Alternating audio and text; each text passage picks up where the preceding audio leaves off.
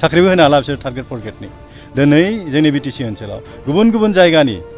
मानसिफोरा फैनानै target forget साख्रि मावफैदों सोरबा साफा सानै मोनदों जोंनि मानसि खिन्थु बिसोरो माहा हरदों धेमाजियाव हरदों माहाबा करिमगन्जआव हरदों हाइलाकान्दियाव हरदों काछाराव हरदों धुबुरियाव हरदों बेबायदि अन्यायजों खालामजादों आरो माने बेनिफ्राय बाखि डेभेलपमेन्ट खामानिफोरथ' जेबो गैखायानो जेबो मावनो हाखायाखै माहाथो मावदों बिथांमोना देखायथोंलाय रायजो राजानो जों नैबे कमिउनिटि हलखौ बानायदों नैबे दालांखौ जों बानायदों होननानै मोनसेबो बिथांमोना बानायनो बुंनो हाया एबा मानो हाया क्षमतायानो बिसोरनि आखायाव गैला हलता डिपार्टमेन्टखौ सालायनो हाया होननानै बिसोरो आसाम सरकारनो गथायबाय दिनै एमसिएलएफ्रा डिसिनियाव थांनो गोनां जायो डिसिजों खाथिर खालामजाया जों बेखौसो नुबाय थादों बहाथो मावनो हादों बेथ' बिराद दुखुनांथाव बाथ्रा माने बुहुमाव हयथ' बेबायदि जारिमिन गैया सुक्ति खालामखांनायनि उनाव सिगनेटरिसफ्रा आरो जेलाव हाबना थानो गोनां जानाय खिन्थु बे एकदम मोनसे जारिमिनाव गैयि घटना जों नुनो मोन्दों आरो बिटिआर सुक्तिया मोनसे सान्ति सुक्तिमोन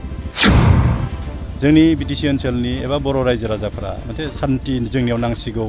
सिलाय हमनाया जोबनांसिगौ सिलाया जोबनांसिगौ बर' समाजाव होरैनानै बर' रायजो राजाफ्रा लुबैदोंमोन बे सुक्तिखौ जानायखौ जोंबो समर्थन खालामदोंमोन मोजां बाथ्रा खिन्थु सुक्तिनि जिफोर दफाफोर दोङो बे दफानि मथे बिथांमोना जिबायदि रिहेबिलिटेसनखौ मोननांगौमोन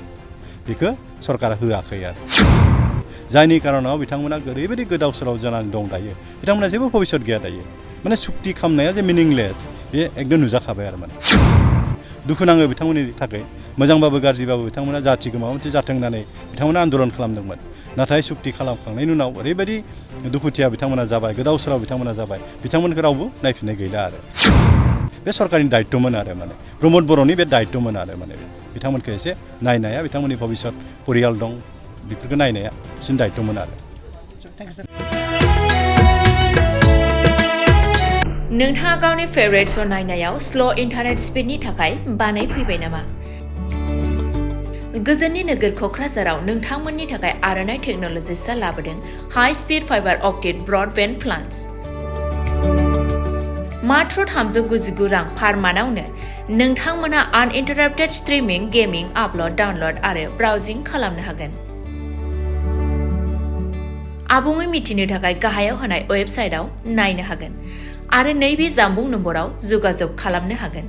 जामबुं नङा जाबाय 8812989283 नङाब्ला 8099554827